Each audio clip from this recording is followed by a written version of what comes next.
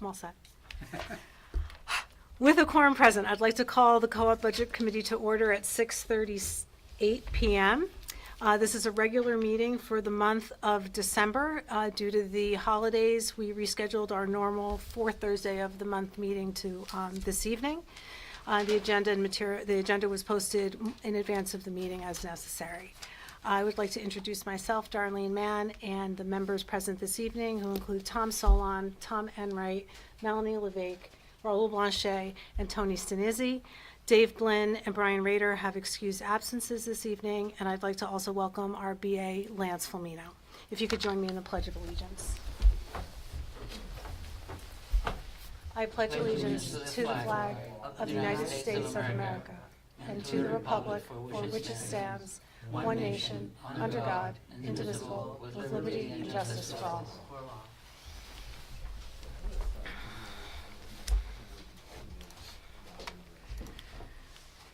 Okay, I'll ask at this time if there are any agenda adjustments. I will say we didn't see results for this month, so we'll take that off of the agenda. And I would like to add a very brief conversation about tax rates, since the tax rates were set in each community since our last meeting. I just put together a very quick, brief summary. We can talk about certain aspects and what contributed to that at our next meeting, but for right now I just wanted to share the information that's been published and give a very high-level overview, so we can do that even after the school board update, if that's okay with everyone. So this evening's meeting observer, is Raul. Wonderful. And we have two sets of minutes this evening, one for October and one for November.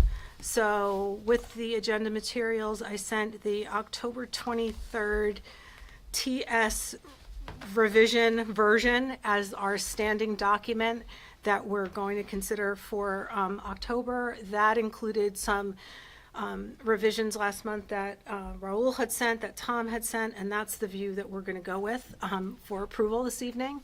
So at this time, I'll take a motion to approve the October 23rd minutes. I'll make a motion to approve. Second. The minutes. Second by Tom Enright. Are there any additional updates, changes? Seeing none, all those in favor of approving the October 23rd minutes, please raise your hand. Aye. 1, 2, 3, 4, 5. 5-0, thank you. And the November minutes. Just have a request today. When you start talking about stuff, would you say which attachments from the mail we should be opening? Yes. Thank you. For the November minutes, we're looking at the set of minutes from November 19th. I did ask that if you did have any changes, to please not send them to our the person who puts our minutes together, Don McMillan, but to bring those changes to tonight's meeting. Is anyone going to have any changes? No. Okay. So at this time, I would entertain a motion to approve the minutes from November 19th. I'll make a motion to approve. From Raul, seconded by Tom Enright. No other changes? The reason I asked in advance was in case we had to make amendments or anything like that and amend a motion. So, seeing none, all those in favor of the November 19th minutes? Aye. 1, 2, 3, 4, 5. Thank you. Tom Solon, I'm still not used to not counting you. Yeah. I don't like that. The next item on our agenda is public input. I do see a member of the public present, which we haven't had in a while, so. This is exciting. It is. It's like, oh, somebody's here tonight. So I don't know if you plan on making any comments this evening, or you're just here to listen? I'm watching how the sausage is made. Excellent. So thank you for your attendance. Moving on to the general business portion of the meeting, we'll pass over monthly results, and we're just going to jump right into an FY27 budget discussion. So some of the materials I sent earlier this week, and including earlier today, I'm not sure who might have seen the last view that I sent out, which was late this afternoon, and I apologize for that. There were really just minor changes. that we can talk about. So if you are pulling up attachments and opening. Is everything in the in the first email also in the email you sent? Not everything. So the first email had,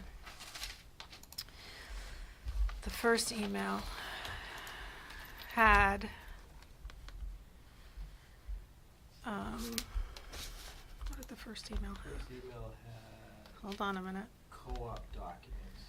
Yes, okay, so that was the minutes. The first email had the minutes and the budget file.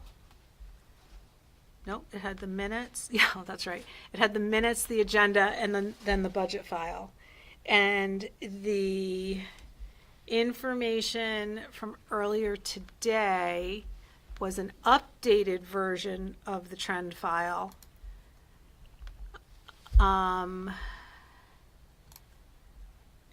And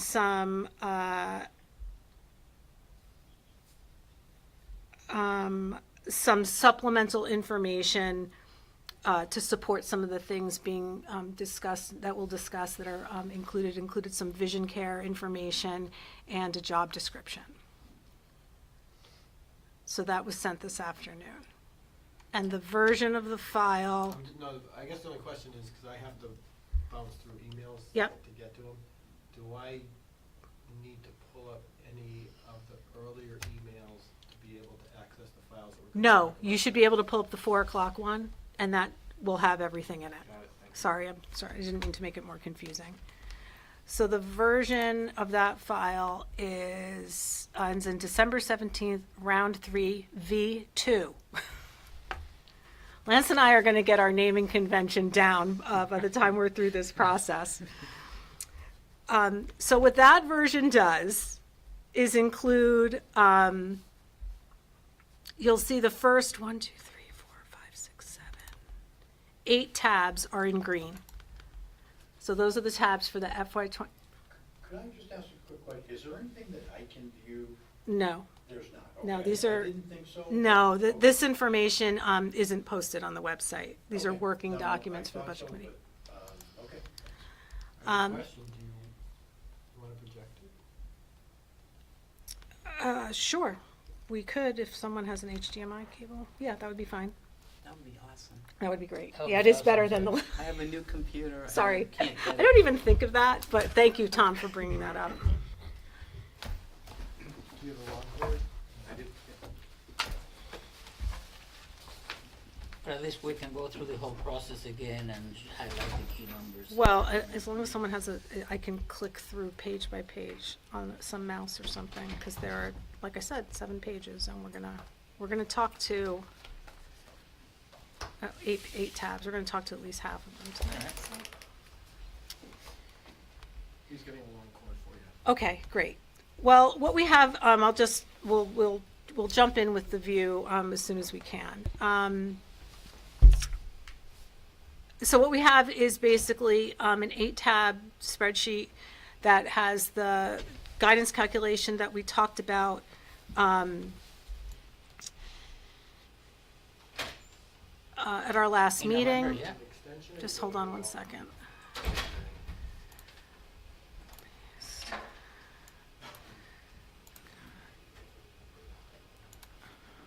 Paste.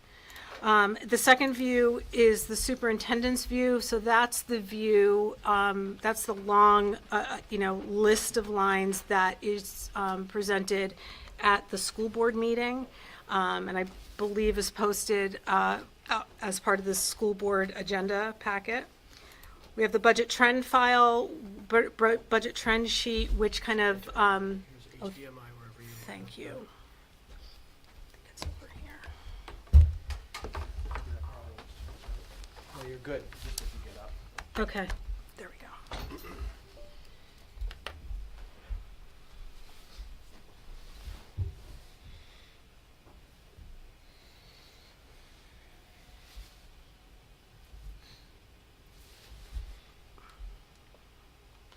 So we have the budget trend sheet, which I'm sure will pop up shortly, which has reached a record 1,015 lines.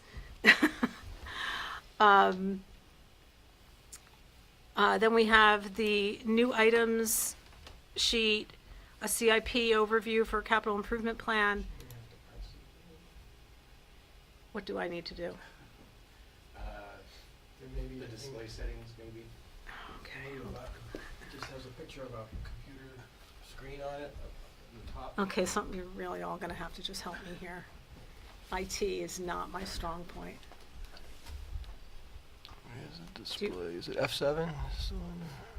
Let's try this one. No.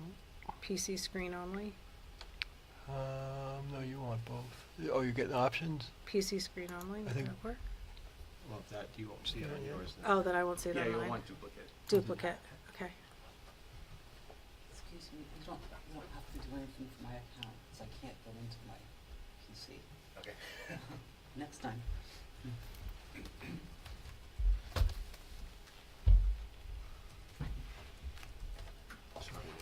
No, that's okay. Yeah, it's better.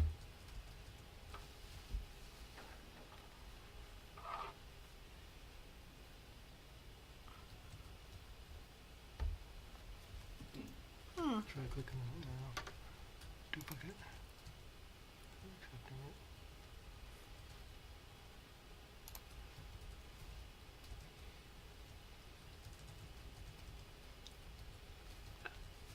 it. Could it have something to do with the network and internet connection? Duplicate these displays.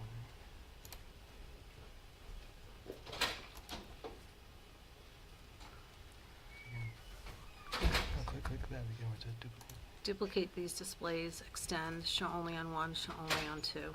Extend these. It might be because I'm not Try on, hit extend. on the internet No, or the Wi-Fi. no. I'm just gonna plug it bypass directly into the projector. Okay. Well, we have all kinds of things at our disposal. Oh, he's gonna take it. There's always a way.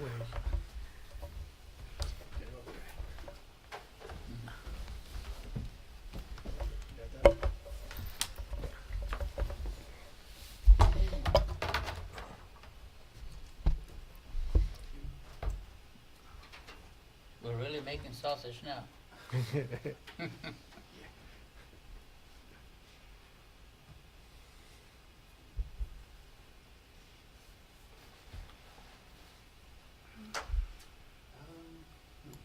I don't know what to do on the laptop. Maybe I think a lot of things. Do I have to be on the Wi-Fi? No, the Wi-Fi doesn't. Oh, because it's a cord, so you don't need a Wi-Fi, right? Yeah. I have, see, again, IT, not my strength. That looks all right. Duplicate settings. Just flash, so was, did,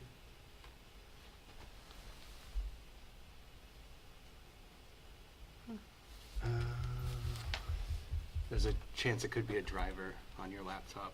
Okay, Yeah. I don't know. All right, well, do we have HDMI on these Chromebooks? That model, I don't believe so. okay, well, we tried. Thank you. tried. I appreciate the effort. Yeah. So we'll talk through it, and I'm sure we'll be fine. So we have a staff census page that gives us the breakdown of staff, the FY26 staff by lane and step on the professional staff step table. And we have a health census of how our staff is enrolled in our health plans in the district, health and dental. And we have an athletics tab as well that shows the breakdown between the budget, the general fund, and the revolving athletic trust. So with all that being said, we typically start this process by going through new items. But I'm going to start just with a reminder for everyone of where we left off in October, which was setting guidance for the operating budget at $32,093,820. What tab are you on? The first tab. Cell B36, that's the operating budget that we approved for guidance. And I'm happy to say that this round three view from the administration is coming in below guidance at $31,716,292. 31,7, what? 31,716,292. And that is below guidance by $377,528. So, I appreciate the efforts of the district and the administration to work through their process and their rounds of the budget. And I think if you're following on the spreadsheet, I would like to jump to the fourth tab, which is FY27 new items. And you'll see there that there are 3 sets, round 1, round 2, round 3, of the new items that are incorporated in the view that I just shared. That was just the operating budget number. There are other warrant articles that add to the budget. So what we were talking about was just the operating budget. And if we could just work our way through what's in here from new items, and we'll talk about any other issues and questions that people have as that. Is the as we go through the discussion budget. also going to include the categories or the items that were led to being reduced from the various views Yeah, that led to this? they're just crossed out on the list. Right. Yeah. Well, the numbers that are shown in red, I guess. So from, on the new items specifically, or? On the new items specifically, it's a side-by-side view, so you can see Okay. things that are crossed off and that previously had amounts that now don't Okay, have all right. amounts. So we'll be talking to the things that do have amounts. And then we'll end up back on the superintendent's view to talk through any questions people might have on individual lines in the budget itself. And then we'll do an overview of the articles the additional articles as they stand today, and talk about further any additional data we need or next steps in the process. Okay, Lance, can you lead us through the round 3 new Sure. items, please? Sure, and I think just as a general kind of overview, when we went into this final round and Gina and I were really sitting down with it, one thing we tried to do is rather than say, okay, to hit guidance, we need to cut X amount, even though we knew that, kind of had it in the back of our minds, because you think about that, we put that aside and said, let's work through this and make an honest budget and see where we land. We didn't know if that would still be above guidance or below guidance, and have something that's workable. So rather than try to hit a target number, we tried to do our due diligence to put forward a budget that was responsible for the district, still positive and good for students and staff, but also taking into consideration tax rates are going up, and we want to do right by the towns. So that was kind of the backdrop for us working through this. Round 3 of new items. Some noise canceling headphones for the world language department. They do a lot where they're listening to things and they're working at different paces, so to have students doing that without headphones is really chaotic in the classroom. So we felt that was justified. They had some very old sets and they're just due for replacement. Some literature racks, so book racks for world language as well, for storage. Some additional novels for the world language program. Charging stations for Chromebooks. That's like a center console kind of piece, so a classroom for when students maybe don't have their Chromebook charged in class and need to do work, they can have that access within the classroom and not inhibit walking around or creating trip hazards. And trapezoid tables for math classroom to incorporate group work and collaboration. Those are at the middle school. This is the academics category. At the high school, pre-calculus textbooks, little reduction in cost from round 2, and that was just we have a better estimate of cost there. Some expendable supplies for advisory, so that would be for activities and team building activities in advisory. And those were the only 2 items at the high school that made it through to round 3 in academics. Any questions on those? And you can let me know if I'm not going into enough detail or too much detail. That's okay as well.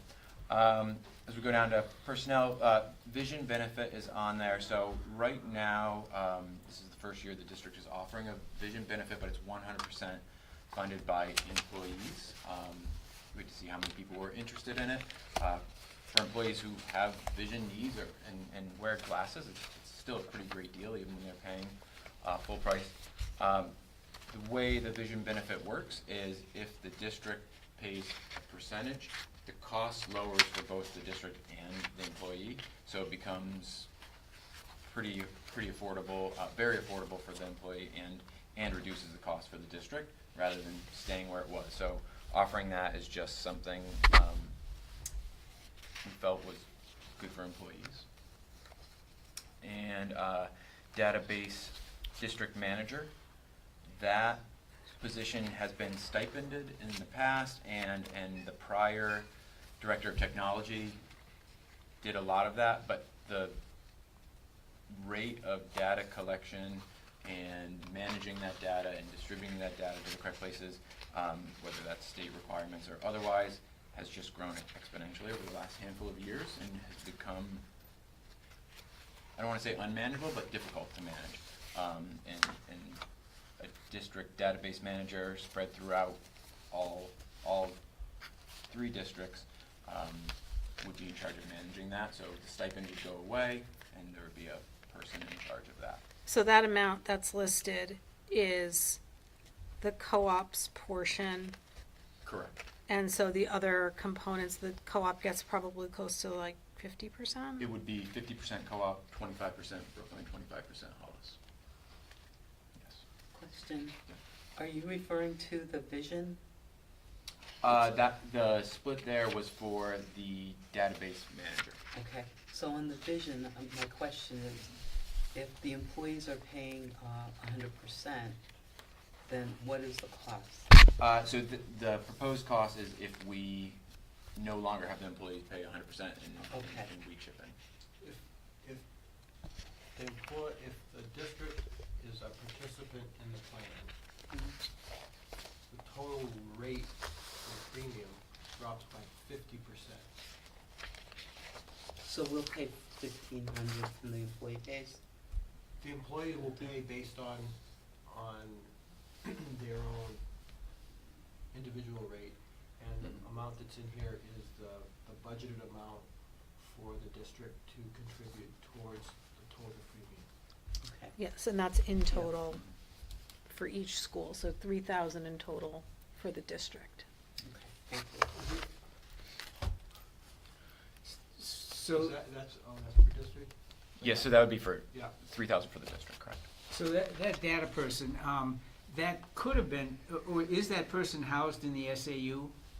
And that could have been under the SAU budget. I'm certainly glad it is not, but I wonder if, The rationale behind that, perhaps? I think I'm gonna like it, but I'd like to know so that I can comment. It really is just that they're specifically collecting data for the districts, for each building, and disseminating that to the Department of Ed. So Where will that person sit? Not that it matters that much, but. I don't know if we've decided where their office will be. We could squeeze them in at the SAU, Okay. which would potentially make sense, but we currently have a few employees that are functioning under that sort of model. Yeah. Some housed within the SAU, some not. Okay, Mhm. well, I like that model, so I applaud that model. I mean, There's a rationale behind it, though, Tom, and that is these, as Lance said, data they're gonna be working on is district specific as opposed to SAU. So rather than have 3 part-time employees, it's cheaper to have a single employee. Then they have to pick which district owns them and essentially rents them out to the other 2. And depending on where the majority of the work is likely to occur, that's usually where they land. For things such as this, because the co-op is sort of a 2-to-1, it's usually a co-op. But for instance, people within the special ed environment, sometimes are being brought in because there's a heavy load in one of the elementary districts. So in those cases, they would be hired as an elementary employee that might get rented out to another elementary and to the co-op. Does that make sense? Yeah, no, I don't want to make it look like we're trying to hide an SAU employee. This is not an SAU level job. I totally agree with that, and there are lines that you can either keep adding to the SAU budget, which I am not in favor of, or you can say that there's more of an academic quality to this and put it in the schools. And so I'm just commenting for what it's worth. I like it this way.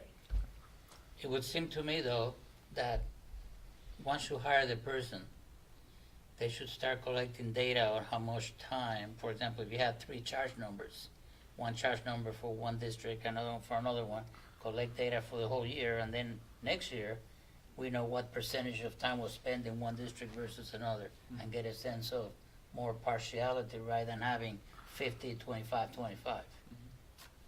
So, Yeah, and it potentially- doesn't really matter where that person sits. Yeah, and I think potentially doing that by time or number of reports, Right. you know, some metric Right. could make sense. Yeah. Okay. Moving on to new computer equipment, nothing at the middle school in round 3. At the high school, generic Windows laptops for digital photo classes, 20 at $900 each, it's $18,000.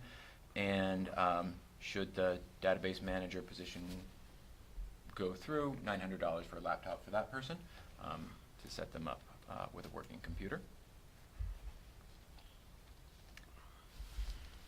Replacement computer equipment at the middle school, 88 Chromebooks, totaling $30,800. That's part of the Chromebook replacement cycle. Chrome laptops, 8 at $900. That's what staff is currently using, so those need replaced as well. Generic Windows laptop, again, some staff are using Windows laptops rather than Chromebooks. The cost is the same, but it depends on the courses. And 3 interactive flat panels at $3,900 each. So at the middle school, replacement computer equipment comes in at $52,400. At the high school, similar items, more just because of the number of students, 185 Chromebooks as part of the replacement cycle, $64,750. Chrome laptops, 10 at $900 for staff. Generic Windows laptops, 13 at $900, again for staff. Engineering laptops, 2 at $1,700, and those are for the engineering classes, more functionality. 10 interactive flat panels. Sorry, I misspoke again. 5 of 10. So originally had 10 planned, but we're going to do half this year. So 5 interactive flat panels at $3,900, so it's $19,500. The next 2 items, access points, 70 at $495, $34,650, and mounting for the access points, 70 at $33. So the access points allow the Wi-Fi to work and data to move around, and they're just at end of life. I think December of next year is when they're technically at end of life. They're not serviceable in the same way, so we're looking to replace those at the high school. Yes. Question. Mhm. End of life, is that the same with the Chromebooks? Are they end of life as well? So it's on a replacement cycle, a 4-year replacement cycle. I suppose end of life is, you know, in the eye of the beholder to some extent, but it's when they're becoming outdated and difficult to keep up with issues. And is there any trade-in value? Yes, it's low, and our new director of technology did that for the first time this year. It's small numbers, but yes. Some of them get rolled out to people like us, so the older ones. It's, unfortunately, they have, I don't know if it's in design or management, but the companies that make them do not continue to support the software on them. 2 years years ago, they were supposed to die, and there was an uproar, and they pushed out support, I believe, for another 2 years, but we're now hitting that limit again. Thank you. And if I recall correctly, a couple of years ago, we had issues with Chromebooks. They just weren't holding up as well as the laptops. And I think the idea was to phase out the Chromebooks and move the older laptops in their place and keep on replacing laptops. What's happened with that? Are the Chromebooks getting better? Are the people using them more efficiently, or? Yeah, There's a couple of. I don't think that would have been for students, at least, just because of cost. It could have been some specific staff laptops. I think that's what was starting the Chrome laptop, because they were maybe originally a little bit less expensive, but the students are always on Chromebooks unless they're participating in like an engineering class or something like that that requires a different type of computer, but students all have Chromebooks. Okay. And they are a lot cheaper because there's a whole lot of stuff you can't run on them. Yep. Reliability hasn't been an issue. The issue has been more one of the planned obsolescence in the program, which, as I said, got some pushback from, not from us, I mean, from the whole ecosystem. And Google agreed to, and people agreed to extend the software life. But the big thing that happened is when we hit COVID, we went to a full one-to-one system, and the cost was a dramatic difference between supporting that with a Chromebook environment versus considering using a Windows type Yeah. laptop. Okay. Thank you. And going back to that time, there was funding on a per student basis for that kind of initial round to get students to that one-to-one environment, but replacement is now on the districts as you cycle through. It actually works out well, especially when you start overlapping that with some of the new policies that have come down as far as controlling access to certain software. I can tell you from experience, very limited in what you can do other than working through the network. And that way the network administrators can make sure that rogue software is not really coming into play. Okay. Sorry. Clicked off the. Do you know clicked off that the tab. access point, what portion of the total, is this a phased approach as well with the access point upgrade? Do you know? That would be all of them. That's all of them? That is my understanding, Okay. yes. And I think you can do piecemeal replacements, but the updates involved, it can create more problems than help, especially if you were to replace a large chunk. If you replace one here and there, the labor involved is not too bad, but to mix and match large numbers would be a challenge. I just wasn't sure if what the count was, whether that was like a third of them or if that was all of them. Question. Safety and energy issues at the middle school. Emergency lighting replacement, $3,000. And security cameras, that would be to address some blind spots throughout the building where security cameras are not quite catching what's going on. At the high school, jockey pump replacement, emergency lighting replacement as well, ASHP in the weight room, security camera, mini gym and weight room, and then egress in the track area. So middle school, $28,000, high school, $78,000. For ASHPs? Well, When I clicked No. out of the screen, I was trying to go back to my notes in the original 5,000. document because I 25,000 at the am middle also school, blanking on that 5,000 at the high school for cameras. and seeing if the original document has a cut down on some of the verbiage just to get it in there. With the air, I'm sorry, we're talking about the air source heat pumps? Air source heat Okay. pump, yes. Thank you. Sure. Thank you. Now I've got to get back to the other document. So that's the energy issues, not the safety. Correct. Maintenance expenses. The middle school, a new floor machine, the gym backboards and lift.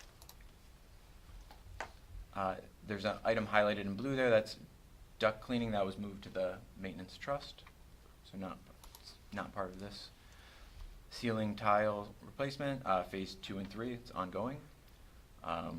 Section of the roof, phase 3 of 5, and an update to the life skills room. It's a total of $298,500. The high school floor machine, that's something we put in at all the buildings. There's dated and Lance Finmore felt it was time to replace those. Bathroom partitions, phase 3, continuing that work. Hot water circulator pumps. Question?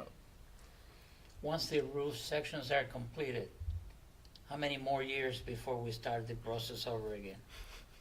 I don't know, I'd have to check with our facilities director But on it's not gonna that. happen right away, it's gonna, obviously. No, I think it is. Yeah, it's a couple years. Because it was, I It's- think 8 or 9 phases. Yeah, I think the high school was like 10 phases. typically We might have put roofs- some together, but, Roofs last, what, 30 years, 40 years? 15 to 20 with current materials. Really? Yeah. You don't get the same out of these commercial roofs as you get out of like a residential asphalt, because you don't have this Pitch. same, and you don't have the pitch, and you don't have the same climate control under it and stuff. But, I think that the ones that are likely to get done are like smaller sections, because we're gonna have the solar panels on stuff. Right. I know they're expecting to get, I think once the solar panels go up, I think that actually helps the roof life. Okay. All right. All I know is I remember them talking about it was like painting the bridge. By the time you're done, you get to start over again. Mhm. But I do think it's noteworthy, 2 things that got pulled off both buildings, paving and floor. And that's not because the need went away. That's because that was viewed as something that could be delayed. Okay.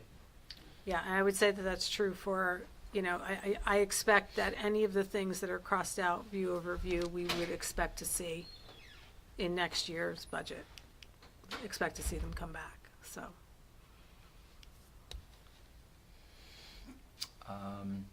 Picking up where I left off, exterior washing and cleaning of the building. With the high school now. Correct. Yeah. Correct. Track resurfacing, that's, again, was moved to the maintenance trust. That's something currently, the track is not open for hosting meets because of some damage in a couple of the lanes, so it poses a safety concern, so they can't use it for hosting right now. So that's been put off, but putting that back on, they're hoping to get that done. Resurfacing and refinishing the large gym floor, so ADA updates throughout the building and outside. Reframing some spaces for the special ed program. Ductwork cleaning, phase 1. Hand dryers, phase 3. Ceiling tiles, phase 3. And an outdoor storage shed for the PE department. So the high school total there, $392,500.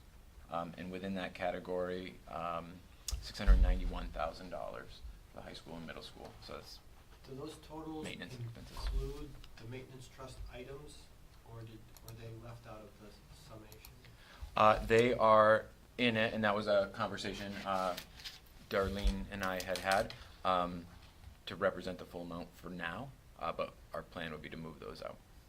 So it's represented in the list, and then at the bottom where the warrant articles are listed in blue, you see the maintenance trust amount and the balance. Once the 691 is reduced by 300, the 391 is contained within the operating budget itself. Okay. So why did, when I reviewed, I didn't review your latest, but earlier I reviewed phase 3 and I saw the maintenance items deleted, I thought. That's correct. So I had a conversation with Lance, and I asked them to show them, and then show that, like, the items that were highlighted in blue are maintenance trust items, so that we could track the cost and see it. So on the bottom of the page, where it says Yeah, warrant we articles, subtracted it out at the bottom. we're tracking it here at the bottom. In red. So they weren't, so while they were blank in the new items view, they were still gonna be included from the maintenance trust. And I thought that was confusing because it made it look like how we're, Confused me, I guess. how are we gonna have 300,000 of maintenance trust items because I'm not seeing them anywhere? So that's why, Made it look like we weren't doing the work. exactly. So I asked that it be included in the whole list. But we're still under guidance with that? Have you- Yes. Well, Because Tom, see, in the individual list here, Yeah. they're added in, then down at the bottom. Down at the bottom, she subtracts them back out. Here, takes the total of all of it, listed as a separate line, and subtracts it from the total. So when you get down to the final budget, the budget is the same as what you saw, but the details have them there and flagged as items that are gonna be done but paid out elsewhere. So Under they, maintenance trust. Correct. yeah.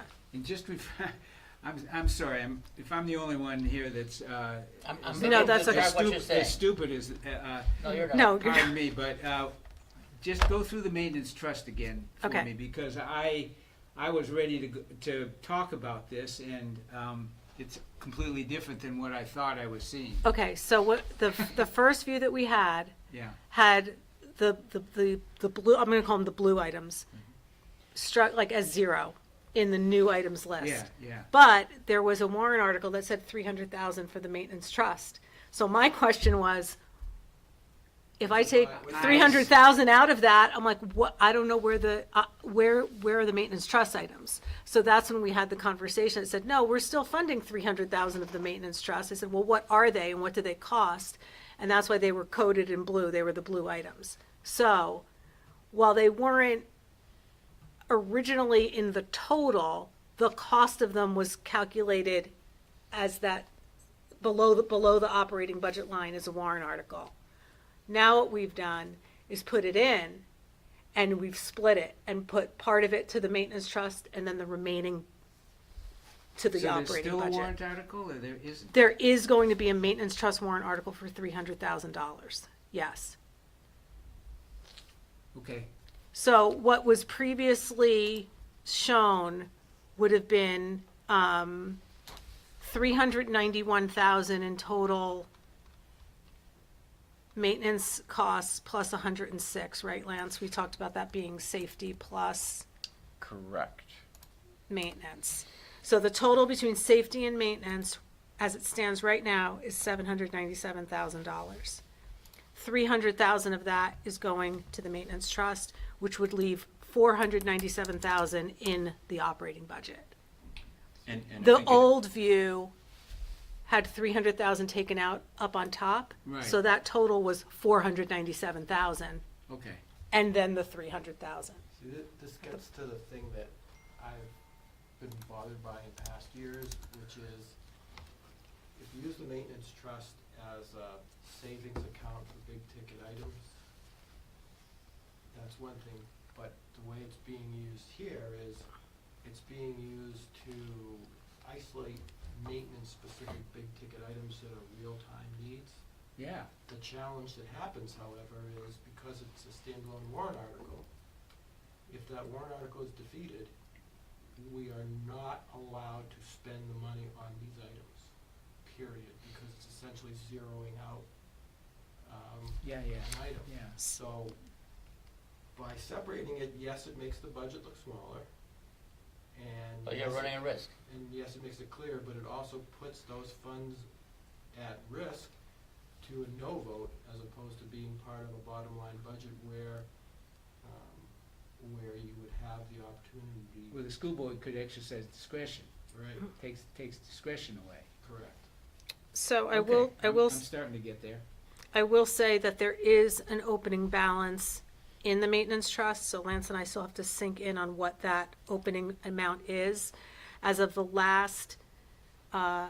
March meeting, we anticipated the opening balance being in the $160,000 range. So there is money saved in the maintenance trust because in prior years, some of the items that we've identified were saving for predominantly elevator repairs that were going to be extremely costly we were kind of phasing and saving in that regard.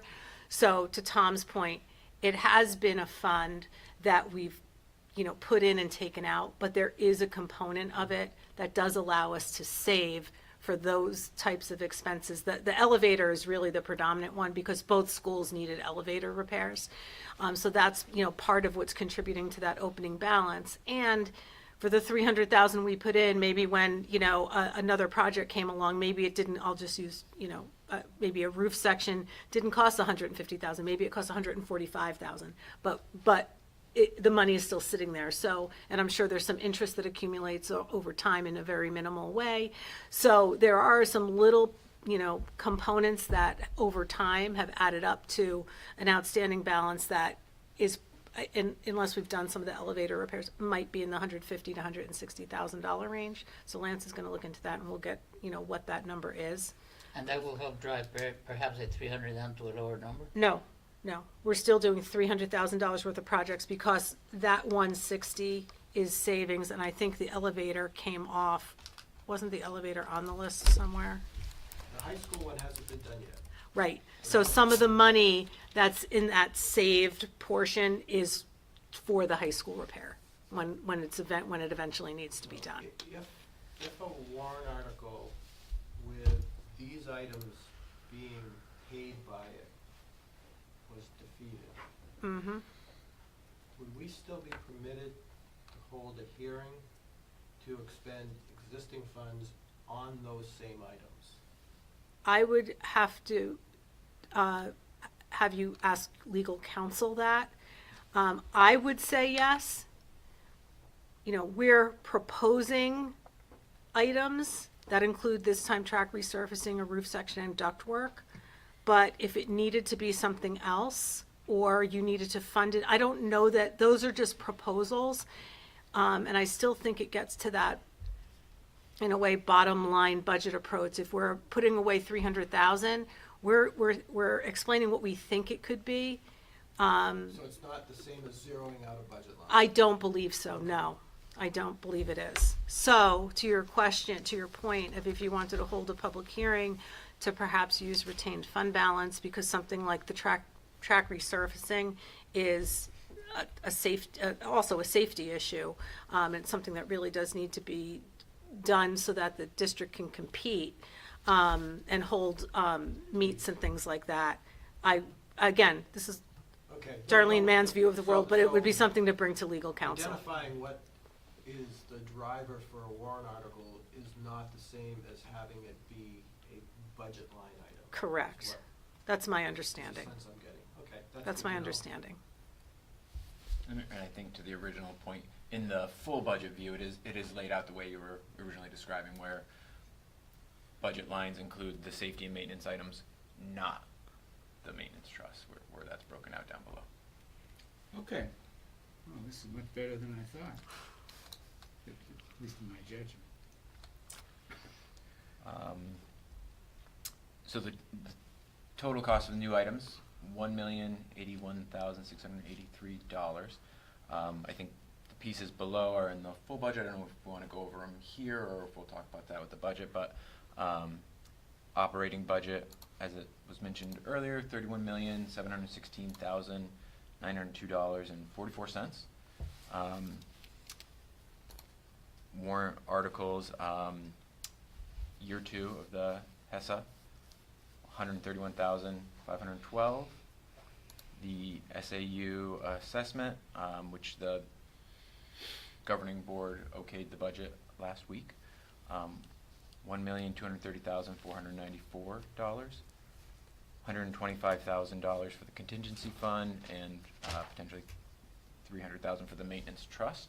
So, bring the total budget to $33,503,298.44.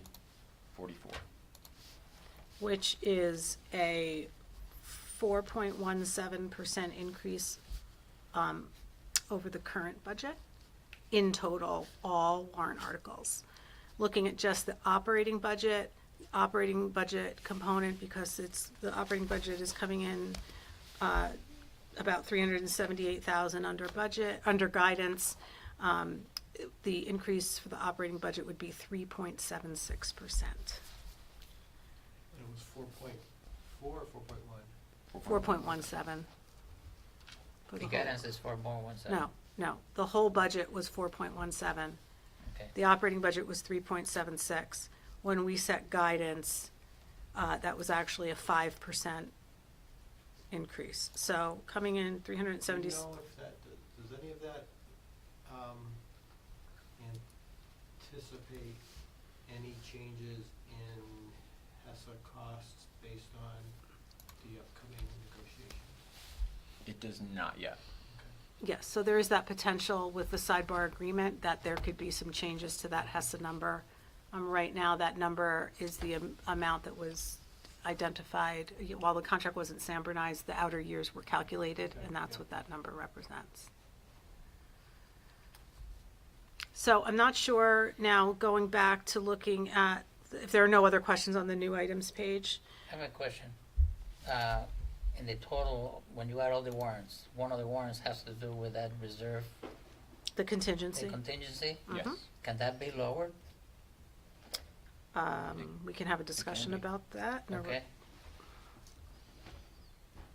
I would like to focus for now back on the operating budget, When okay. you say but then we can budget have, committee has no say over it.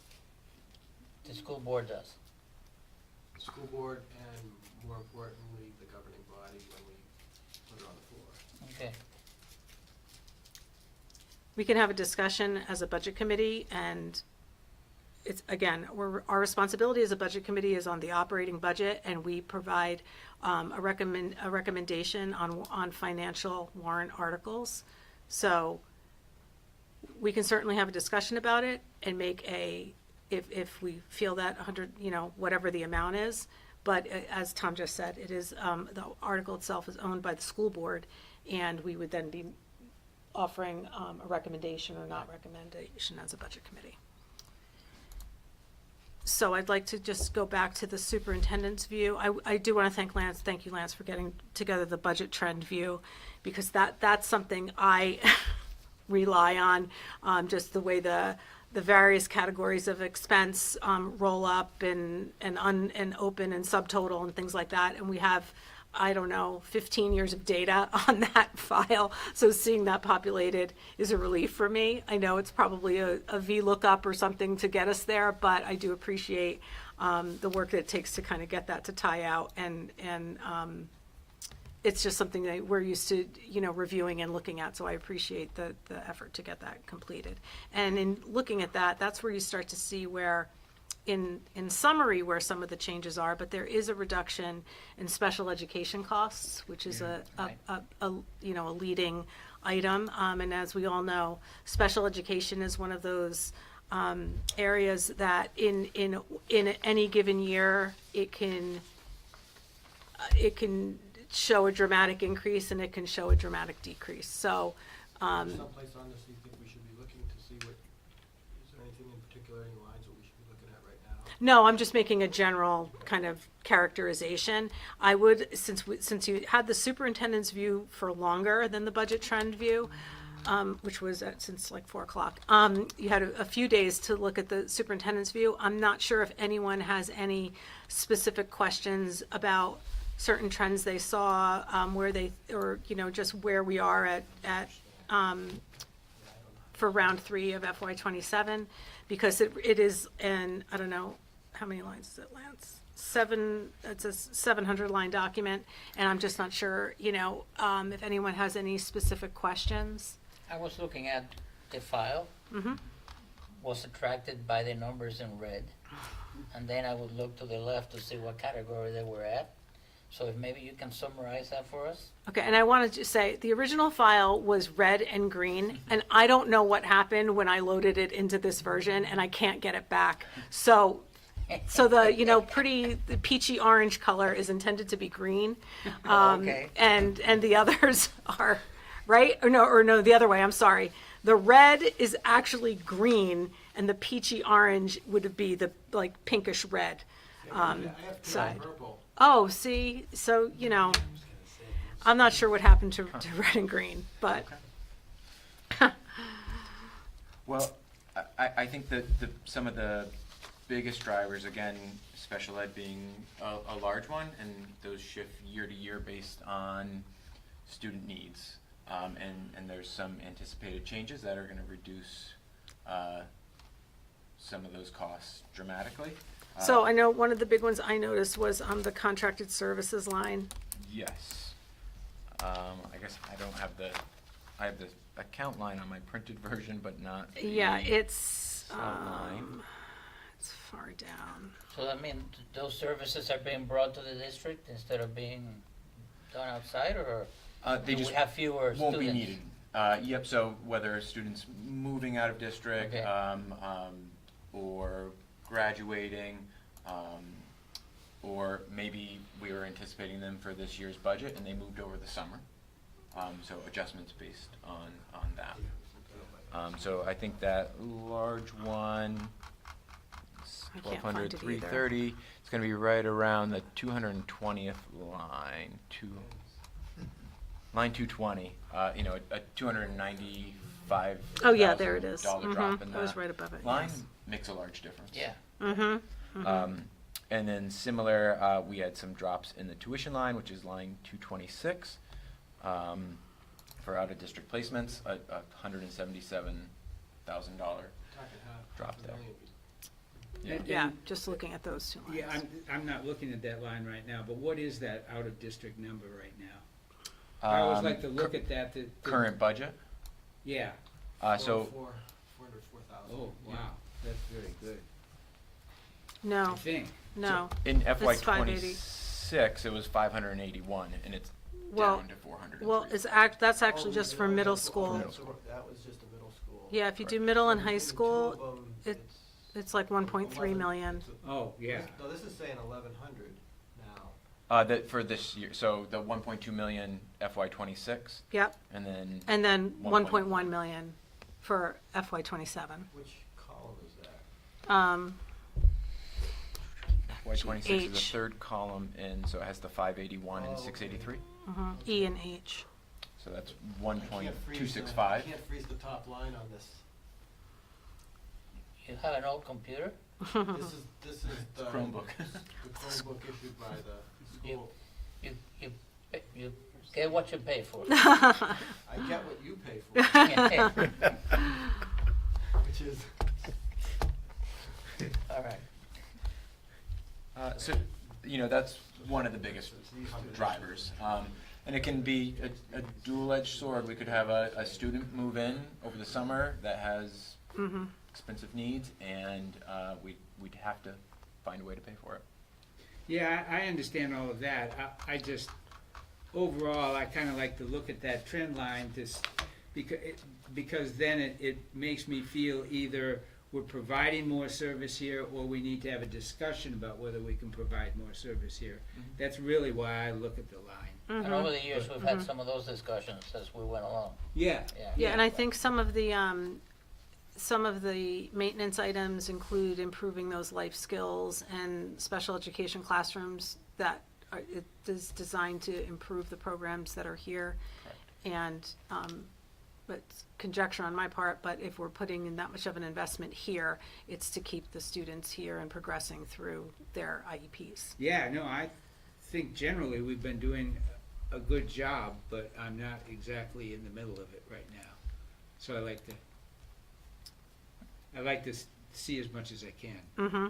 the big thing to do is to watch the bubbles coming through Yeah. elementary schools. Yeah, because they will come, so, and I think right now, we're seeing that, we're seeing for us, here in the co-op, it's a little bit of a dip, but Yeah. But those elementary schools sure are not seeing that dip. So they will event those students, you know, Yeah. in some capacity, will move Although up with the- here eventually. With the programs and the early interventions and things of that nature, we are seeing a lot of progress at the Mhm. elementary level that tends to stabilize Yes, earlier. yes.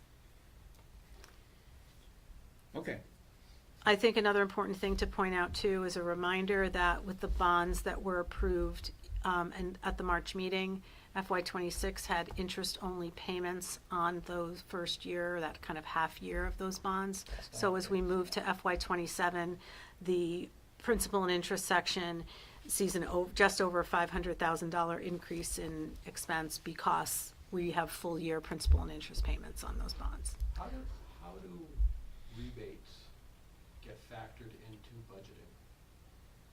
They would be, Conversation Gina and I just had, and we don't have the answer for that at this point. How they get factored into budgeting, where they go legally, you know, what they can be used for. So I think it's going to be a conversation partially with bond counsel and just our general counsel. I'm just wondering if they- and your auditor as well. I'm just wondering if they can and should get applied directly to the lines that pay the bond out. Yeah, yeah, I would recommend you talk to your legal bond and Find a way to do auditors. Yeah. Because the other way that it goes is that it's extra revenue, We don't want that, so. not at all.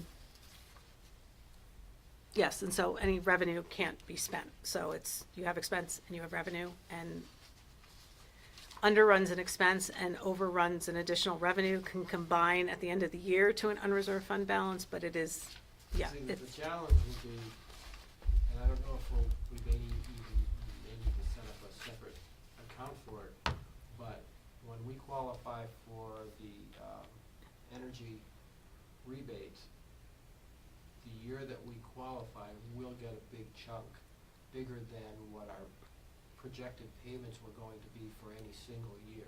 mhm. And I wouldn't want it to just get lost. And I'm sure the legal team will help you address that. If directed.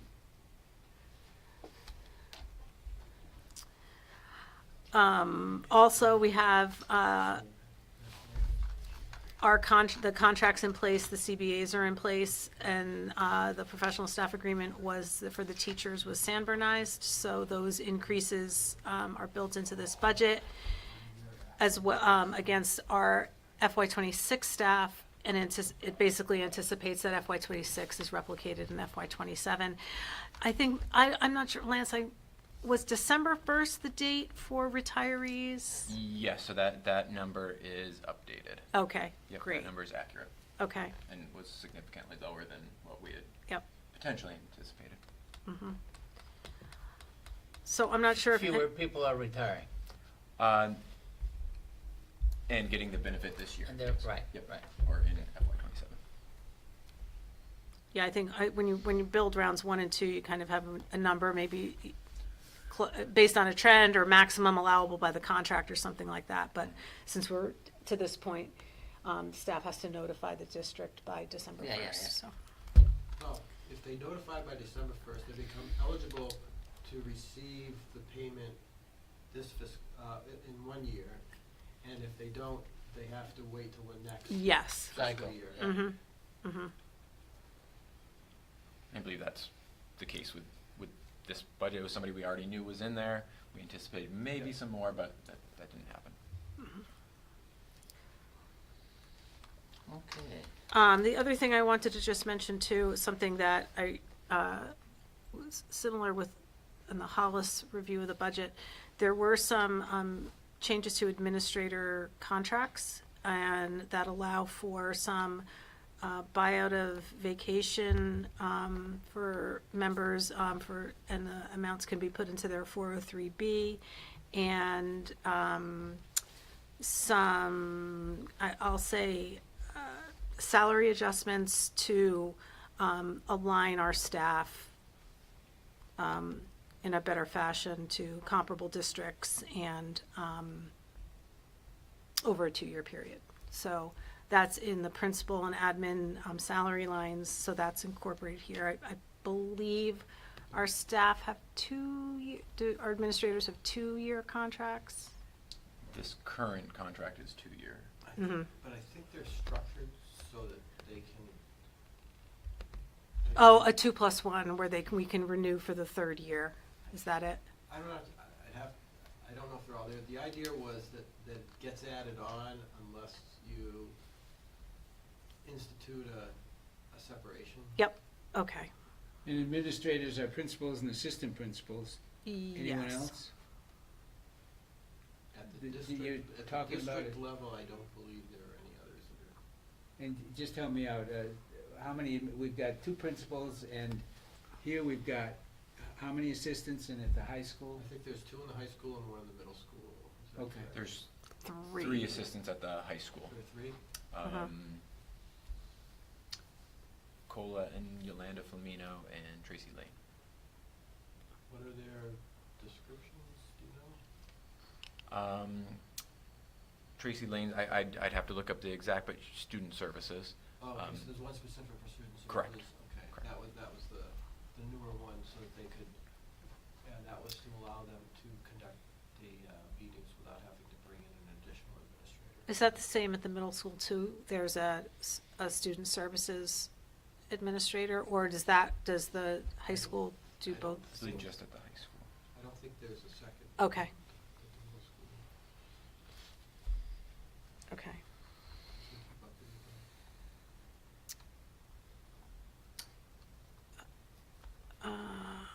Stipends. A lot of it is driven by changing regulations for conducting meetings, Mm-hmm. making sure we've got the official titles and stuff. Are we gonna get a couple words on HESA, or am I premature in asking that? Are you going to get what? Well, I didn't- the one thing that's missing is the HESA negotiation. Where is that? Yeah. When is it likely to come in? What's it likely to look like, or whatever you can give us? The only piece this year is related to healthcare, and Yeah. the current status is, I believe, this week, Lauren DeGennaro reached out to HESA and the negotiator to set up meetings to get that ball rolling. Oh, you're just getting the ball rolling. I thought the ball had rolled. Well, for this, I mean, we didn't know the increases until mid-October. I see. And that's what triggered it, and Yeah. anything over 10% was written in that they could renegotiate, so, They approached us, and then at the last board meeting, which was last week, we identified the board negotiators because 2 of the 3 original negotiators of the contract are no Gone. longer on the board. Yeah. So we identified who knew it, and then they're going forward to try and set up the. So likely in 30 days, we'll know where that stands. we'll know more. Depending on how Oh, it that's goes. good. You know, We definitely need to know by February. Well, there are complexities to it. It's because it opens the question of whether or not the right plans are in place. We'll just leave the negotiation to the negotiation and leave it at that. I think we're better off just saying that. The goal is to have, I mean, is always to have stuff identified in January. And we- Sometimes it's a sequencing of the meetings that impact when it's available to this committee. Okay, so I thought it was simple, and it's actually a little more complex than I thought. All right, I'll leave it at that. Well, when I give my board report, I'll be able to give a little bit of information. Okay, That's not related to the HESA negotiation, but is related to some conversations that have taken place in the general board meetings. fair enough. Okay. Okay, any other questions on on individual lines or trends or concerns. If you don't have them now, please forward any questions to me, and we'll get them to Lance. I have a question. Sure. So tonight, we're going to come up with a final recommendation. Well, it's a conversation that we can have. We've issued guidance. I don't know, based on the content of what we have here, is there any appetite for any, I don't see any, the one thing we didn't talk about was the benefits change, which is incorporated in here. But with the district coming in $377,000 below guidance, I'm not seeing anything that would necessarily lead us to need to reduce guidance, but I'm happy to entertain a conversation if anyone wants to have that conversation. I think we should lower our guidance to match theirs, if that's okay with everybody else, I, right?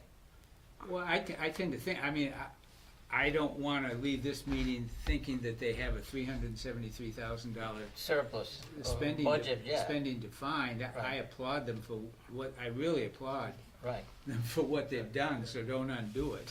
right. If we have that discussion, I'd like to have the board report take place. okay. What was that? He wants to, I would like to have Okay, the can board. we can just do that now. yeah, okay. Okay, Okay, probably most relevant to this committee is that the budget presentation, similar to what you've just seen, was given to the board with the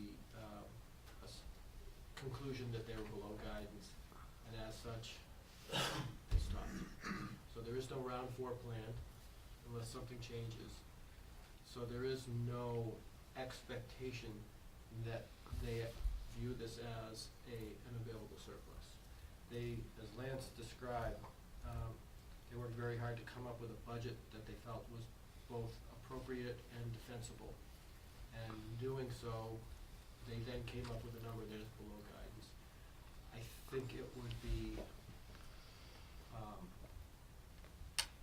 a very positive step for this committee to maintain its guidance, to give credit where it's due for the hard work that was done, to have a responsible budget, because especially in an environment where we have new administration, Absolutely. that visible accomplishment will help provide confidence and trust in our leadership. And I'd like to, because they deserve it, not because I just want to pump them up, because they deserve it, I would like that recognition to be there. I couldn't agree more. Okay, go ahead, Tom. I just said what I need to say, Okay, sorry. no, I agree as well. We've always, Wasn't yeah, acknowledged, but. we've operated for years with with exactly that goal in mind.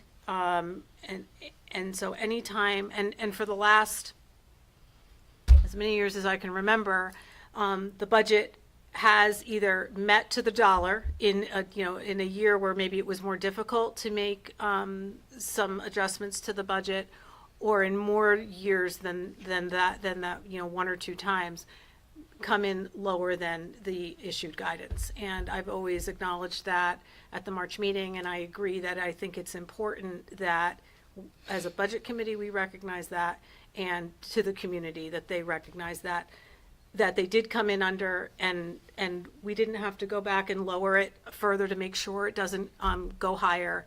We're acknowledging that we set a target, they came in below that target, and we're moving forward in support of the budget. And I will assure you that in my report to the next board meeting, where I give a report on the budget committee, I will make the statement that says, out of respect for the work done, they're maintaining guidance, but there is a clear expectation that we're maintaining our position as well with our budget number, unless something exceptional comes into play.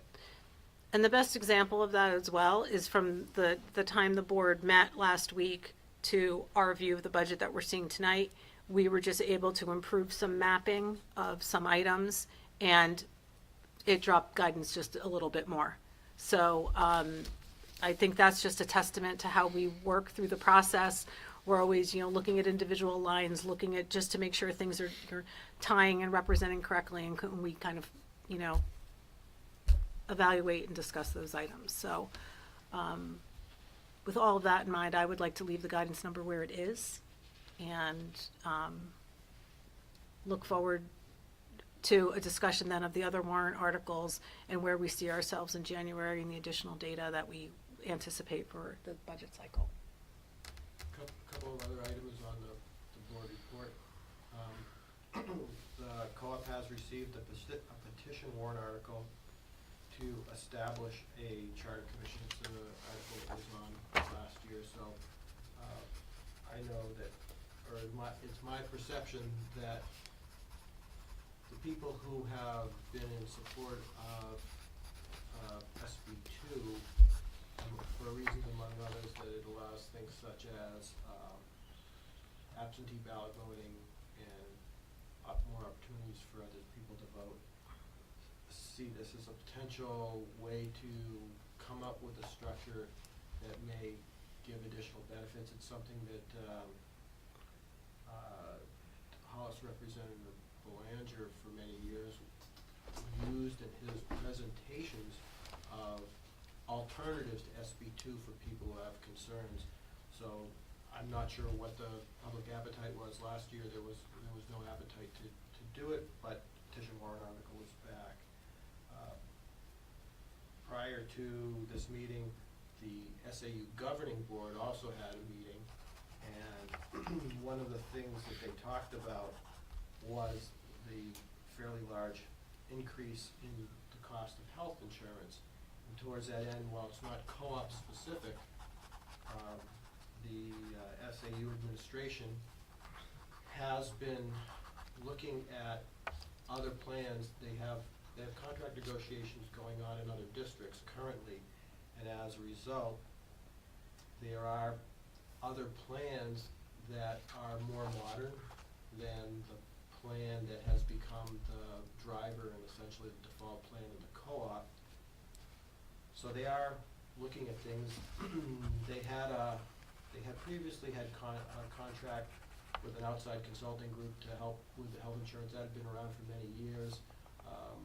More recently, the effectiveness of that relationship has diminished, and they are working with a new group, but the specific goal is to see if there are newer plans that operate in the current healthcare environment that are better suited to our population, both in terms of service and cost.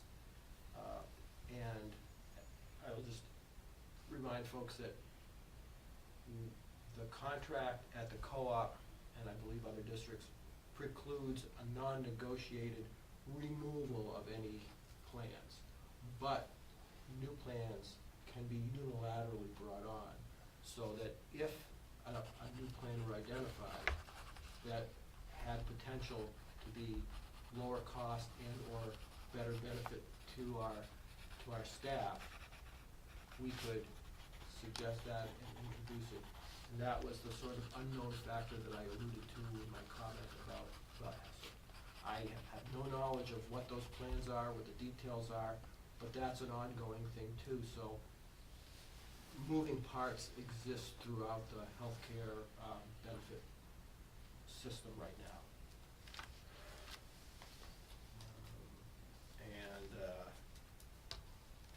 I don't know this for a fact, but there's a lot of talk about open enrollment changes in the laws. I don't know all the details of it. I think it's tonight, ongoing, that NHSBA is conducting a webinar on it right now. But schools have the option of identifying themselves available for open enrollment, both as a receiving district and as a sending district under the new state laws. And there is talk about having articles on the warrant about about that to preclude petition warrant articles that might be brought up to address the same thing. We don't think it's something that necessarily can be ignored, but there's nothing concrete on the table yet.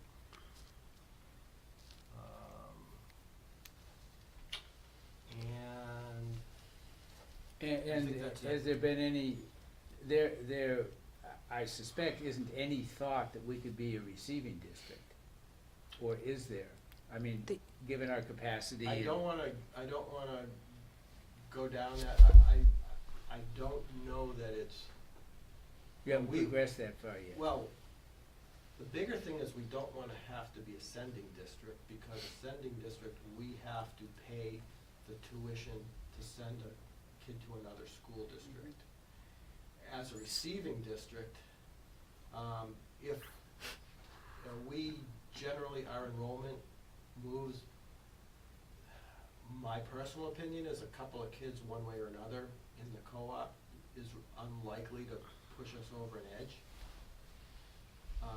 But it can be very expensive to send, because if you're sending 3 kids, you're now looking at a $70,000 or $80,000 bill. Why on So- earth would we send when we have the capacity to do things here? It's not that, It's a lot. because the parents may want to Because send. they're making a law that says you can send your child out of district. So if, So let's if say, we- there was a parent, or parents and students that said, I want to be in a district that has a Division I football team. I want my kid to play Division I football in New Hampshire. They could say, I want to send them to Nashua or Manchester or whatever. Let's say they said, I want to be in a school system that has CTE on site. They can petition to send those. So I schools there. believe the way the current law is written, it says that you have to have a warrant article that says you're open to sending and receiving. And any district who wants to, if you identify yourself as a receiving district, another district has to have the same policy and status on their side. So if Nashua didn't do that, we couldn't receive a Nashua student. It would have to be another district that has identified itself as a sending and receiving open enrollment district. If they have not, then you can't do it. I'm not sure. That's the of way, that. I believe that's the way the current law is written. I don't thought think it that, was written, and this is, you may know better, but I thought, you can't send, you may wanna send, they don't have to take if they don't wanna receive, so you can't Right. force it, but Right. they don't have to, you don't have to be both sending and receiving together, I thought. I don't know, we're learning about it. But Yeah. The net effect is that this is being looked at because there is a suspicion that one way or another, there's going to be a warrant article about it. And we would like to potentially be able to put something up with the backing of both the administration and our legal understanding, so that if we're going to ask the public to vote on something, that we've vetted what they're voting on. okay, and I would also just add that one of the things to look into too is the level of funding. Because I know the original open enrollment language referred to the tuition charged, I think it was 80%. 80% of your cost per pupil, which we all know is not budget divided by enrollment.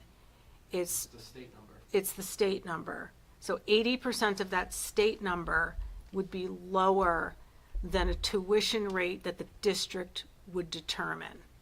Not necessarily. More than likely. I would ask the business office to look at 80% of our cost per pupil and do a comparison to what we would consider a tuition rate for the co-op. Yeah, we have If- tuition established by policy. Yes. But we also have, I think there is an allowance for staff. that's Yeah, different. I'm just talking about a general, Yeah. someone who generally wants to tuition their student into our district. I would love to know what that rate is, and then we can figure out where that stands in regard to 80% of a cost per pupil Yeah. And calculation. So that means that if that's what any other district is paying, that means we're absorbing the additional cost for that student, and the same is But true. on sending, we're a relatively low-cost district in the state. Yes, we are in the lower, If we had to send students, 80% could be well above 100% of ours. that's true too. Mm-hmm. Exactly. So I'm But- sure, and I'm sure there are new open enrollment LSRs that have been converted to bills. I haven't looked recently since that last kind of summary that I shared with everyone. So maybe over the winter break, we'll take a look at that and see where that stands. But I can guarantee there's open enrollment language somewhere in the legislation being put forward in Concord, so. I don't know what your specific opportunities are to participate in the conversation, but if you are meeting with anyone within the district, please share your thoughts, because you're probably at least as educated as most of us, because of your multiple hats that you wear. Just a point on this conversation. I would like to think that we're one of the more desirable schools. So if someone had the need or desire to go someplace else, we would have technically an open slot that we could fill from someone that would want to come here. So the net difference may not be that dramatic. But you're correct on that, us being at the lower end of cost per student, you know, you have to But look at something. There are people who think, well, look, we're 40 students down from our peak enrollment. Think of 40 students times 80% of our per student cost. Man, that's a windfall. And Could be. and we're very concerned about people having that distorted vision. Which is distorted because it was we've been way above our capacity. Yeah. It's not as though we were at capacity, Right. we were way above it. I think also, I think you have an obligation if you take someone in as a freshman, sophomore, let's say. 2 years later, you can't say, well, we don't have any more room for you here. I think we have an obligation to see them through to graduation. I think not only do we have that, what you're talking about, Tony, because I think it's written into the law. At least some of the proposals I've seen, I don't know which one passed, but some of them said that if you bring someone in, you have some obligation for continuity as well. I would hope so. Can we move on? I would Yeah, think I was, so. Yep. 1 second. Yeah, and they kick them out. That's it for Community. board update. Okay, great, thanks, Tom. So, getting back to where we stand, I'd like to close the view on the discussion on where we have set guidance. Let me just say this, I'll go along with it, but just because we're not changing the number to match theirs doesn't mean we're not supporting the great job that they've done. And Oh, I- absolutely. And so, I personally would not mind dropping the number down to match theirs. That's what I would like to see done. But I'll go along with whatever you guys decide.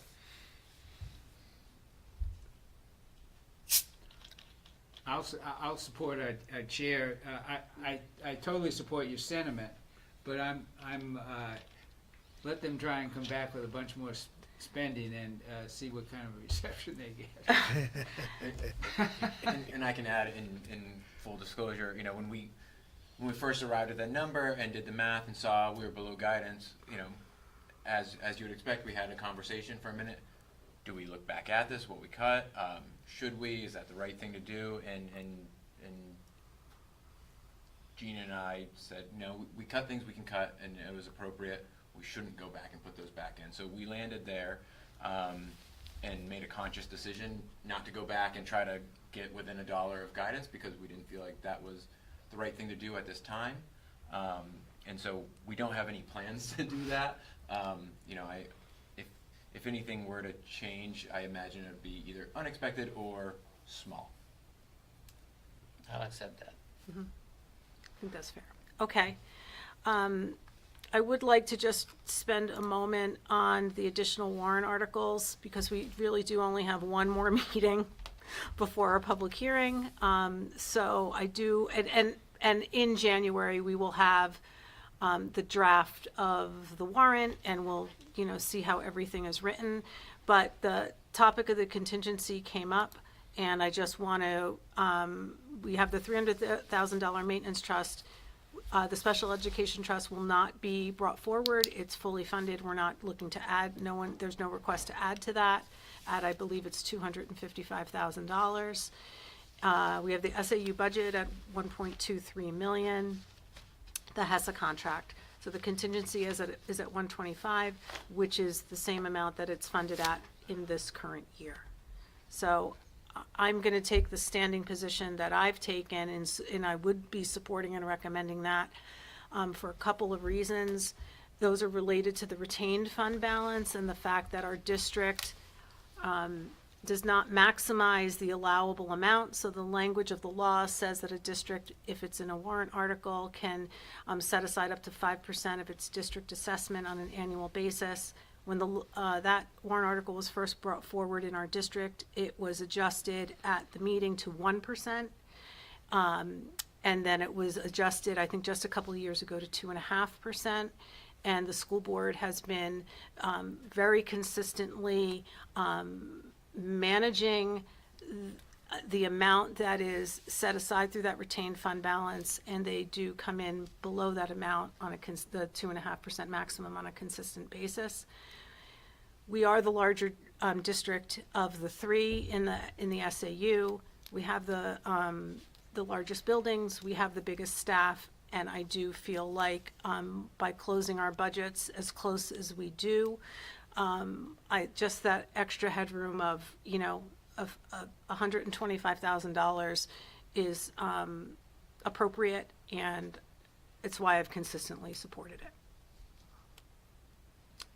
In addition to the fact that our operating budget is at 3.76%, and our entire budget is at 4.17%, including that $125,000, which is funded by the unreserved fund balance. So if for whatever reason at the end of the year, if $125,000 and $300,000 are not available, it would not be funded. So for all those reasons, I would support the 125. I don't know if anyone has a different opinion or. I support So, that. yeah, Okay. sounds reasonable. Okay. So then we have the $300,000 on the maintenance trust, and as we said, the SAU budget. So with all of those things. About the SAU budget or I'm not? sorry? Did you want to talk at all about the SAU budget? We've talked about it, and the presentation from the public hearing at last week's, was that just last week? At last week's meeting is published on the website. The co-op, there's an apportionment formula applied to the SAU budget, and I believe the co-op is responsible for 48% of the budget, and then I think it drops to 32 for I think with the some decimals primary- after that. Yeah, but so yes. for the primary school in Hollis, and then, what's left? About 18 and change, I think it is. Is it 18? Okay, and change for Brookline. So that formula, there is actually a law that allows the apportionment formula for the SAU budgets to be voted on and changed, but the formula that's been used is not the same formula that's used for co-op apportionment. It is different, and it has been the one identified by the state, which is a 50-50, 50% ADM, 50% EV. So the co-op gets 48% of the total, whether that's the budget as presented or the default, whichever one were to pass at the meeting. The difference between the SAU budget and they don't call it default, what do they call it? Adjusted. Adjusted, thank you, adjusted, It's yes. $19,000. So, I'd like to make one other point on the SAU budget that really pleases me, is that for the last 4 or 5 years, the SAU budget has been going up as a percent of total education spending.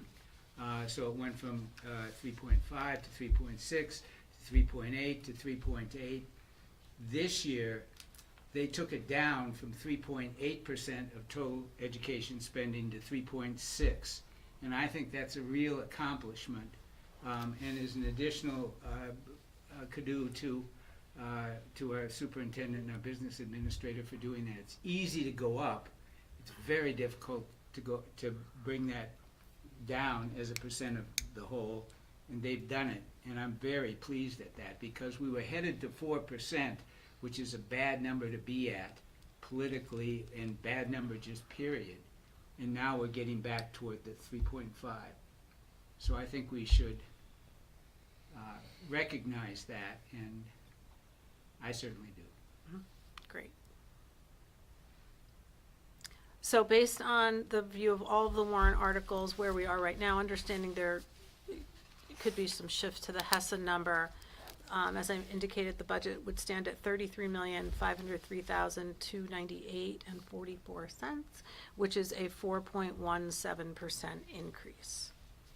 So we'll move on from here with, I want to also mention that there is a summary on the athletic expense items that gives the breakdown it's a year-over-year comparison of what gets divided between the general fund and the revolving athletic fund. So that's here for your review as well.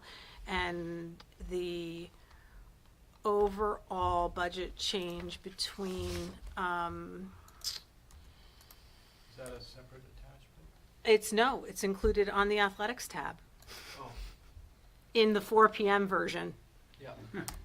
So again, I feel really bad about that, but I had a panic moment because I had an old draft open on my email at 4:30, and I'm like, oh my God, please tell me I at least sent it. And it did go, and it was just an old version. I said, oh my God, if it was 4:30. You're great, at 4:30. 4 o'clock would have been, so that is a 3.7% increase in total in athletics. The census for the staff and the distribution of our staff is there, and I'll do a little bit more information on, it is a master's heavy group on our professional staff, and we do have a significant amount that are on the last step of the table. So, but that information is there for your review as well. And I think the one thing we're just still waiting on, the CIP is included in here, but Lance had indicated that the other Lance is updating that capital improvement plan, and so that'll end up tying to our new items, and we'll get the forward-looking view. Based on the view that's in the file, that information was provided to the Capital Expenditure Advisory Committee in Hollis and apportioned to come up with a Hollis percentage. I will forward that. The Capital Expenditure Advisory Committee did a presentation on Monday of this week to the Select Board, so I will share the view of what they presented. That it really was just an overview of their progress to date, but I can get everybody that presentation, and I'm sure the meeting is recorded and on the Hollis website, and there'll be minutes and things like that. So it was part of a Select Board's meeting, so I'll get that information to everyone. So for now, it's 8:15. I have a few more minutes of just indulgence here. I just want to talk for a couple of minutes about the tax rates. Before I do that, I want to mention that in January, we would be expecting a revenue view, and that would allow us to put together the estimated tax impacts for the new budget and work on the presentation. I'll have a draft version of the public hearing deck. It's a pretty consistent presentation. And in the interim, in mid-January, I provide the town of Hollis with the a co-op report for their annual report, and Lance, I normally provide that to the business office, and that gets sent over to Brookline. I don't know the timing, but that gets incorporated with whatever documents you send over. But at least the Hollis one is always a mid-January timeframe. And you're gonna send the draft to all of us to review? Yep, and it will have a quick turnaround. It's, again, a very common format that I've been using. and I'll get that to everybody right after the new year, because it's due by mid-January. So what I'm gonna pass out to everybody right now, I would say is it just one page? Oh, it is. And that's what Okay, you already wait. sent in the email. Yeah, I before did. I public sent this to everybody, but just so that you have it, it's the Hollis is actually one page, Brookline is a 2-pager. Is it? Wait a minute. Oh, wait a minute. Oh, let me see this a second. I think it came That's out. hopefully I there. don't think it collated correctly. No, it is 2 pages. Okay, hold on. Wait a minute. Here it is. Sorry. There are 2 pages for Hollis and 2 pages for Brookline. Okay. And, Okay. Front and back. Front and goodness sakes. Here, I handed them to you together, Tony, I think. Yep. Here's Brookline, back. This is, one set for Brookline, and here's a set for Lamb. Oh, you have it on the computer? Okay. All right. It's 2 pages for Brookline. 2 pages. Okay, so give me back this one. Okay. You're giving us the second. yes, And then the next thing I'm sending is I'm this, just a gonna little take mine. summary. Here, this is just a 1 That's page. okay. Good Lord, what is happening? Okay. So many pages. That's just a 1-page summary.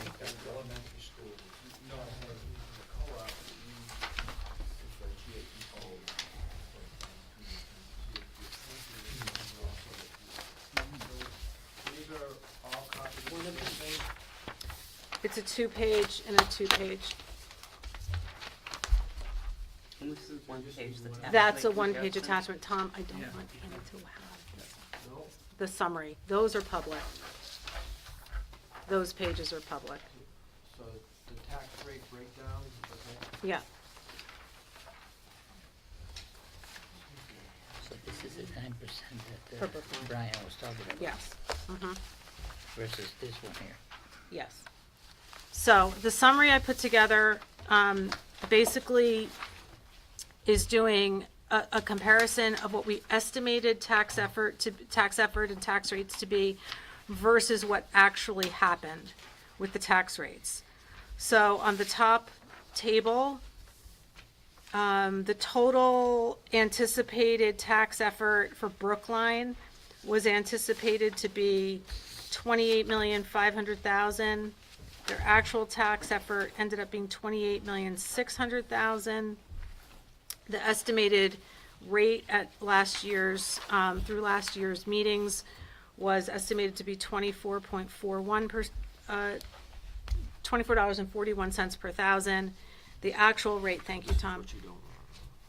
The actual rate is $24.64 per thousand, which is, in the last column, which is really the important one, which is the percent change in actual versus prior year. So in total, in Brookline, across all of the elements of the tax rate, Brookline is looking at a 9% increase. That's broken out by town, county, the Brookline School District, the co-op, the statewide education property tax, and the total. So I will just say for the co-op local portion of the bill, we had estimated $9.36 per thousand. The co-op came in at $9.06 versus a prior year tax rate of 8.65. So while we anticipated an 8% increase in the tax rate due to the co-op, it came in at 4.7%. And again, and in both cases, the county ended up being, while it's a much smaller amount, contributing to the overall tax effort and tax bill, it is the piece that had the most significant increase. And the county tax rate has been, pretty consistently, it doesn't shift by much on an annual basis. So this year, based on bills and things that were passed and passed back down through the county rate, that we're seeing much more significant increases on a percentage basis in that rate. So for the Hollis side, we're seeing, for the co-op contribution in Hollis, what we anticipated to be a 7% increase is a 4.7% increase. And in total, the whole town of Hollis is looking at a 6.6% increase versus the 7.5% that was anticipated. So there was a shift we had a valuation estimate for both towns, and in Hollis specifically, the valuation we didn't realize the valuation increase we were anticipating. So that also contributed to some of the changes in the tax rate itself. So I have a note there. I just see that it says rate impact if valuation estimate was correct. That was a note to myself about something I was going to include but I didn't get a chance to do that, so I would just ignore that little note that's written there. So there are pieces and components to every element of the amount that's apportioned to Hollis and Brookline. Shifts in average daily membership, shifts in equalized value, shifts in valuation, shifts in adequacy aid, all of those components in, differences in revenue. So all of those things, I will kind of put together a little summary for the next time. But for right now, this is just that high level view of the tax rates we have today and the co-ops piece of both of them. And I thought actually an interesting thing in both cases is that the impact, I'm just double checking that because it's kind of strange that would happen. G7 over I7, G20 over I20. It is I don't remember the last time I've seen the percentage impact in each town It's the same. is the same. Usually that is, Like 4.7? yes, that never happens. So it's just an odd coincidence this time around. Darlene, I have a question. Mm-hmm. So the difference in tax rates between Brookline and Hollis, is Mhm. that because Hollis has so many more people to disperse? It's because of the The taxes, too. valuation, the size of the tax base. So if you look at the line that says valuation, We have twice as much We have- as yeah. you do. it's like almost a 2/3, 1/3. So it's 2.3 million versus the 1.1. 2.3 2.3 billion. billion. 2.3 billion, I'm sorry, yes. 2.3 billion. So, I mean, if Brookline, we can, do things like this all day. If Brookline had a tax base the size of Hollis, where did my actual go? Why didn't that recalculate? Oh, I know why it didn't recalculate.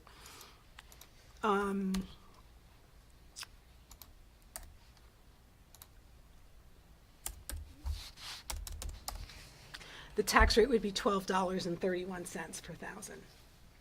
So that's how much of an impact valuation Yeah. has on your tax rate. But this doesn't show as difference in population, Yes, number of houses. yeah, there's so many components. I had a chart once that did that. Population of Hollis to Brookline, is it still approximately 2 to 1? I don't know, not sure about Brookline, but I think we've got 8,600 people in Hollis. I'm sorry. I thought the population in Hollis, total population, was about double that of Brookline. So what does Brookline have? Hollis, I think, is 86. I could be. That's all? 86. In 8,600. 2020, it was 8342, Yeah. and Brookline was 5639. Okay, so it's a lot closer than it used to be. They're both great towns. No, it's just, This is It was true. interesting. It is. I thought it was interesting that there's a bigger difference in total population than there is the school age population. Yeah. All right, so, how we doing in time? So we're doing great on time. You wanna hear the president's address or something? No. No, Process observer. I have to go and get dinner for my son. So, I Where think, from? so as I said, we'll have revenue and hopefully some other information on the support staff contract. We'll have the draft warrant and a public hearing kind of presentation overview for the January meeting. So at 8, are there any other? I'd just like to add a comment. Sure. Is this open Yeah. mic? Yep. You had talked about having our committee weigh in on some of the bills in Concord. Mm-hmm. And I just want to advocate for that because I think that we're the ones that know what's going on and our voters don't necessarily know what's going on. So I feel like it's our responsibility and I Yep. think you do, that's why you do it. And by crafting a letter to the editor or weighing in on these bills in some way to help alert our voters, they're not gonna be caught off guard. So, I agree with you, Melanie, and I think I appreciate you bringing that up, and boy, is January gonna be a full meeting, but it is important, and I think we'll have a better, understanding of bill numbers and things that we can actively track, for public hearings and talk about, bring some of them forward at our January meeting to talk about if we did want to take a position on them as a budget committee. Those things would include potentially open enrollment, potentially the superintendent consolidation, yeah, and as well as there are, tax caps. yep, there's more than likely tax caps, SB2, adequacy aid, special education aid. There's any number. Those are pretty consistent bills that come forward on an annual basis. So I think this will give us the next month, maybe between you and I, Melanie, to look at some things and bring forward a summary of some things that we can discuss as a budget committee. And I will try to get a hold of the most recent tracking document and to share with everybody, because that one, the last one I had, really just had LSR numbers and descriptions. It didn't really talk about any content and what the actual text of the change was going to be, but that information should be available now, so I'll try to get a hold of that Try to summary. help you. Okay, thank I you, know I you've got a appreciate lot that. going on. Isn't January 7th when bills can start being submitted? So by the time we have our meeting, there will have been a number of bills. Well, the LSRs were all submitted already Okay. and assigned bill numbers for the spring. Does the window open again? Can more be added? No. No, so So it we're closes on in, January. Yeah. right, Okay. so we're in this mode This is what now we of, got. by now, I'm sure they all have bill numbers assigned to them and more details on the text and things like that, so, okay. Thank you. Sure, thanks, Melanie. Okay, Raul, seeing no other comments, does anyone have any update, anything else at this point? I'll look to our process observer. I thought we had some great discussions, but we have a tendency to diverge a little bit every once in a while. So, but we did good. Okay. So at 8:31 PM, I'll take a motion to adjourn So moved. from Melanie, seconded by Tony. All those in favor? It's always Aye. unanimous. I love it. Happy holidays, everyone. Merry Christmas. Enjoy this festive season. Thank you very much. Thank you very much.